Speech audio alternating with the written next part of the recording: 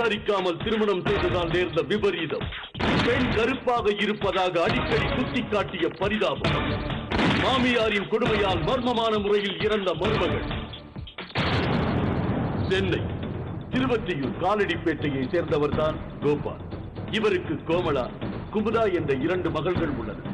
இரண்டாவது மகளான குமுதா திருவொற்றியூரில் உள்ள துணிக்கடை சேல்ஸ் கேர்ளாக வேலை பார்த்து கை நிறைய சம்பாதித்து வந்தார்.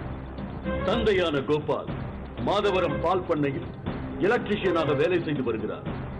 இந்த நிலையில் குமுதாவிற்கு திருமணம் முடிக்கலாம் என்கின்ற நோக்கத்தில் தரகர் மூலமாக மாப்பிள்ளை தேடும் படலம் நடைபெற்றது. அப்பொழுதுதான் திருநின்றவூர் நத்தம்பேடு மேற்கு அண்ணா நகர் பகுதியில் வசிக்கும் மீரா என்பவர் தனது மகன் பாலாஜிக்கு வரன் தேடிக் கொண்டிருந்தார். ஏனென்றால் கணவர் பெருமாள் பல வருடங்களுக்கு முன்பு இறந்ததால் மகன் பாலாஜிக்கு வரன் தேடி திருமணத்தை முடிக்கும் பொறுப்பு தாய் மீராவிற்கு இருந்தது. இந்த நிலையில்தான் அந்த புரோக்கர் குமுதாவை பற்றி மீராவிடம் கூற உடனே திருமணத்திற்கு ஏற்பாடுகள் செய்யப்பட்டன. ஆனால் இவர்கள் பெண் பார்ப்பது, மாப்பிள்ளை பார்ப்பதெல்லாம் வியாசர்பாடியில் உள்ள பாரதி நகரில் மீராவின் மகள் லதா வீட்டில் தான் நடந்துள்ளது. ஆனால் குமுதாவின் பெற்றோரோ மகள் வாழப்போகும் திருநின்றவூருக்கு சென்று மீராவை பற்றியோ அவனது மகனை பற்றியோ தீர விசாரிக்காமல் தட்டுப்புட்டு என்று திருமணத்திற்கு ஏற்பாடு செய்து விடுகின்றனர். மாமியார் எப்படிப்பட்டவர், மருமகன் பாலாஜி எப்படிப்பட்டவர் என்று விசாரிக்காமல் அவசர கோலத்தில் தனது மகளை பாழும் கிணற்றில் தள்ளப் போகிறோம் என்று தெரியாமல் ஏற்பாடுகள் செய்யப்பட்டன. இதற்காக கோபால் குடும்பத்தார் 2.5 லட்சம் ரூபாய் செலவு செய்து தடபுடலாக சென்னையிலேயே திருமண நிச்சயதார்த்தம் நடத்தி விடுகின்றனர். இதனை அடுத்து சென்னை திருவொற்றியூரில் கடந்த ஆண்டு டிசம்பர் 18ஆம் தேதி 7.5 லட்சம் ரூபாய் செலவு செய்து திருமணத்தை பிரம்மாண்டமாக நடத்தி முடித்தார். புரோக்கரை வச்சுதான் நான் கல்யாணம் பண்ணி கொடுத்தோம். நல்ல பையன் சொன்னாங்க. அப்புறமா என்ன சொன்னாங்க, இவங்க என் பொண்ணுக்கு முதல்ல 5,000 கேட்டாங்க. சரி 5,000 போட்டு நான் நல்லா கல்யாணம் பண்ண. கல்யாணம் கூட நாங்க எடுத்த சத்திரம் தான் நான் பண்ணணும். நீங்க செத்து வச்சு சத்திரம் பண்ணக்கூடாது. டொக்குல இருக்குது, மெயின் ரோட்ல கார் பார்க்கிங் வேணும். நாங்க நகை கூட அவங்கள வச்சுதான் அல்ல, நாங்க போட்ட நகைலாம் மாட்டிட்டு அல்ல ஜிஆர் வேணும்னுட்டு மறுபடியும் 50,000 1 லட்சம் குத்துனே இருந்து அல்ல ஜிஆர்லயே நாங்க வாங்கி கொடுத்தோம். நாங்க அவங்களுக்கு 20,000க்கு 25,000க்கு நான் போட்டேன். 10,000 மறுபடியும் வெள்ளி சாமான் வாங்கின்பா, பூஜை செட்டு இல்ல அது செட்டு இல்லன்ட்டு கல்யாணத்துல அன்னேட்டி நாங்க பூஜை செட்டு சாமானு 50,000 கொடுத்து பூஜை செட்டு வாங்கி வந்து கொடுத்தோம். மொழி துட்டுல வந்தது. அதுல எடுத்து நாங்க மொழி துட்டுல இருந்து எடுத்து போய் கொடுத்து பூஜை செட்டு வாங்கி கொடுத்தோம். எனக்கு வெள்ளி சாமானு. திருமணம் நடந்தது நத்தம்பேட்டில் உள்ள மாமியார் மீரா வீட்டில் குடி வைக்கப்பட்டனர். திருமணம் நடந்த கையோடு வெளிவந்த பெற்றோர்கள் சம்பந்தி வீட்டாருக்கு அடிக்கடி சென்று பார்க்க அனுமதிக்கிறது. பெற்ற மகளை பார்க்க முடியாமல் பல மாதங்களாக குமுதாவின் பெற்றோர் அவதிப்பட்டனர். கல்யாணம் பண்ணி குத்து 7 மாசம் தாங்க ஆகுது. 7 மாசத்துல ஒரு தடவை கூட எங்களை பார்க்க அனுமதிக்கல. எங்களை ஒரு தடவை கூட வீட்டு வாசப்படியே வரக்கூடாதுன்னு கொடுமைப்படுத்தினாங்க. அவளை உங்க அப்பா அம்மா வந்தா உன்னை நான் சாவச்சிடுவேன்னு சொல்லியிருக்கா அவங்க மாமியார். நாத்தனாரும் எங்க அம்மா சொல்ற பத்தி தான் கேட்கணும்னு அவங்க நாத்தனாரும் சொன்னாங்க. நாத்தனார் புருஷன் சொன்னாங்க. அதுக்கு அவ பயந்துக்கினே அம்மா வீட்டுல ஒரு நாள் கூட தங்கலாவும். இங்க தங்கவே இல்லை. நாங்க ஒரு 10 நாளாவது வச்சு அனுப்புறோன்னா வெட்டக்கூடாதுன்னுட்டாங்க. நீங்க அமிச்சுதான் வச்சிடணும். ஒரு நாள் கூட தாயா அம்மா அப்பா கிட்ட பேச அலோட் கிடையாது. அது கட்டி கொடுத்த பிறகு ஒரு நாள் கூட அந்த பொண்ணு இங்க இல்ல. இட்டுன்னு வர சொல்லவே சந்தில விட்டுட்டு அவன் வானாடுறான். அம்மிக்கல் மாரியா இருக்குது, குழக்கல் மாரியா இருக்குது, கருப்பா இருக்குது, தேவையில்லை, நீங்களே வச்சுக்கோங்க, நான் வேற கல்யாணம் பண்றேன் அப்படின்னு சொல்லிட்டு அந்த பொண்ணுக்கு சொல்லுவோம். மகளுக்காக வாங்கி சென்ற பொருட்கள் கூட வீதியில் தூக்கி வீசப்பட்டன. இதற்கெல்லாம் காரணம் வேறொன்றும் இல்லை, கூடுதலாக வரதட்சணை பணம் கேட்டு மிரட்டியதுதான்.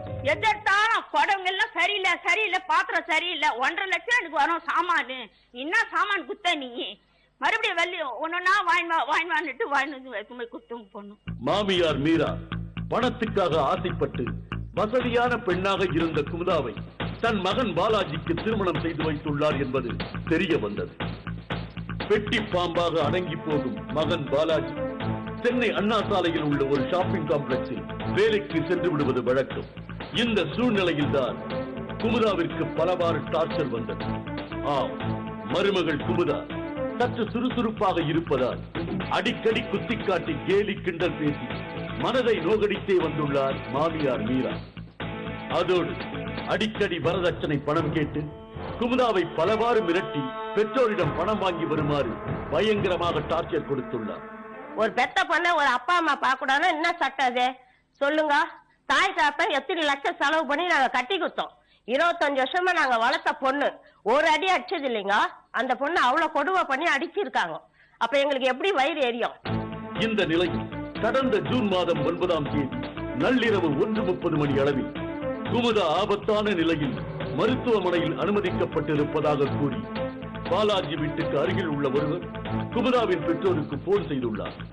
உடனே குமுதாவின் பெற்றோர் பதறி அடித்துக் கொண்டு சம்பந்தி மீராவிற்கும் மருமகன் பாலாஜிக்கும் தொடர்பு கொண்டும் பலனில்லை.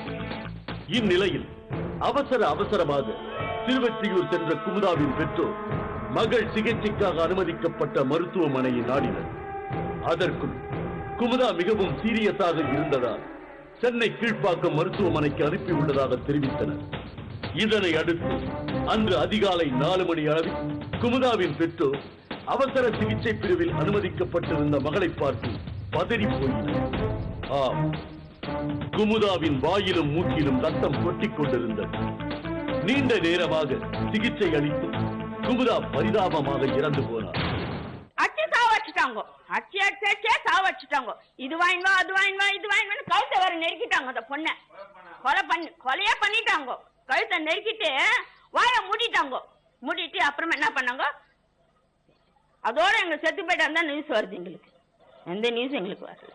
அதோட ஹாஸ்பிட்டல போய் பார்த்தோம். பணமா பார்த்தோம். நாங்க பணமா பார்த்தோம்.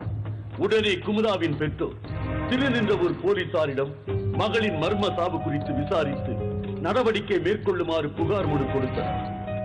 அப்போது மீராவுடைய உறவினர் எண்ணூர் காவல் நிலையத்தில் வேலை பார்க்கும் ஒருவர் பாலாஜி குடும்பத்தார் மீது எந்த நடவடிக்கையும் எடுத்து விடாமல் தடுத்ததாக கூறப்படுகிறது. கேசவ போன பிறகு அங்கே வந்து ரிப்போர்ட் வந்து எழுதி கொடுப்பு அவனா வந்து ஏற்றாங்க மாற்றி மாற்றி வந்து அது எண்ணூர் அவன் சொந்தக்காரன், அதாவது அந்த பாலாஜின்ற சொந்தக்காரன் வந்து அவங்க மூலிமா வந்து ரிப்போர்ட்டை மாற்றி எழுதி கொடுத்தாங்க. அங்கேயே மணி வந்து 2 மணி ஆகிடுச்சு. அதுக்கு மாற்றி அது இப்படிதான் எழுத்தாரணும், கட்டாயம் பண்ணிட்டு இப்படிதான் எழுத்தாரணும். நீங்கள் வந்து நாத்தனா பேரோ அக்கா வீட்டுக்காரன்னு போட்டிங்கன்னா உங்களுக்கு பாதிக்கும். இப்போ அப்படி போட்டீங்கன்னா நீங்கள் 50 லட்சம் 40 லட்சம் வழக்கு எது போடுவாங்கன்னா கூட சரி அவங்க எழுதி கொடுத்து ரிப்போர்ட் எழுதி கொடுத்தோம். போலீஸ்காரர் அவங்க தெரிஞ்ச கைதிட்டமா இது வேணாம் இது வேணாம் இது நல்லா இல்லம்மா அவங்க பேர்ல போடக்கூடாது. லதா பேரு லதா வீட்டுக்கார பேர்ல போடக்கூடாது. ஏன் பேரு நீங்க வந்துட்டு மிரட்டி எங்களை கேட்டாங்களே. கேட்டு எண்ணூர் போலீஸ் அவனா. இதனால் குமுதாவின் பெற்றோர்கள் இறந்து போன மகளின் உடலை வாங்காமல் நீண்ட நேரமாக போராடினர். எனினும் போலீசார் கொடுத்த வாக்குறுதிகளின்படி இறந்து போன தன் மகளின் சடலத்தை எடுத்துச் சென்றனர். இந்நிலையில் மகளின் சாவில் மர்மங்கள் பல இருப்பதால் திருநின்றவூர் போலீசார் பாரபட்சமாக நடப்பதாகவும், எனவே இறந்து போன குமுதாவின் மாமியார் மருமகன் பாலாஜி ஆகியோரை கைது செய்து நடவடிக்கை எடுக்க வேண்டும் என்று திருவள்ளுவர் மாவட்ட ஆட்சியரிடம் புகார் மனு கொடுக்கப்பட்டது. அதோடு லட்சக்கணக்கான ரூபாய் மதிப்புள்ள நகை மற்றும் பணத்தையும் மீட்டு திருப்பி தருமாறு புகாரில் கேட்டுக் கொண்டனர். புகாரை பெற்றுக்கொண்ட ஆட்சியர் உடனே நடவடிக்கை எடுப்பதாகவும் உரிய காவல் நிலையத்திற்கு உத்தரவிடுவதாகவும் தெரிவித்தார். ஆனால் போலீசாரோ இறந்து போன குமுதாவின் பிரேத பரிசோதனை அறிக்கை வந்தால்தான் உடனடி நடவடிக்கை எடுக்க முடியும் என்று கூறியுள்ளனர். ஆனா அவ வீட்டுல வந்து நம்ம 2 பொண்ணாயிட்டோம், நமக்கு இவ்வளவு நாள் அலைன்ஸ் கிடைக்காத கிடைச்சதுனால நம்ம வாழ்ந்து காட்டணும், நம்ம அங்கேயே இருந்து போராடணும்னு சொல்லிட்டு தான் இருந்தா. ஆனா அவ சாவர பொண்ணு கிடையாது, எதுவும் அவ தேடிக்கிற எதுவும் கிடையாது, சாப்பிட்ற பொண்ணும் கிடையாது. அவ அப்படி இருந்தா அவ இங்கேயே வந்துட்டு இங்கேயே இருந்துலாம், என்ன கொடுமை பண்றாங்க செய்யறாங்கன்ட்டு. ஆனா அவ நம்ம வாழ்ந்து காமிக்கணும், நமக்கு குழந்தை பிறக்கும், நம்மள நல்லா வச்சுப்பாங்கன்னு தான் அவ எதிர்பார்த்தா. ஆனா அவ ரொம்ப நம்பினா மாமியாரையும் வீட்டுக்காரையும். ஆனா அந்த நம்பிக்கை அவளை கடவுள் தான் பாத்துக்கணும். உண்மையில் நன்றாக இருந்த மீரா 6 மாத கருவுடன் எப்படி இறந்து போனார்? அதுவும் நள்ளிரவில் என்ன நடந்தது? தூக்குமாட்டி தற்கொலை செய்ததாக கூறப்பட்டாலும் அதற்கு காரணம் என்னவென்று தெரியாமல் புரியாத புதிராக குமுதாவின் சாவு உள்ளது. உண்மையில் குமுதா தைரியமான பெண் என்பதால் எப்படி தற்கொலையை நாடி இருப்பார் என்ற சந்தேகமும் எழுந்துள்ளது. எனினும் உண்மையாகவும் நியாயமாகவும் போலீசார் விசாரித்து நடவடிக்கை எடுத்தால்தான் உண்மை வெளிவரும்.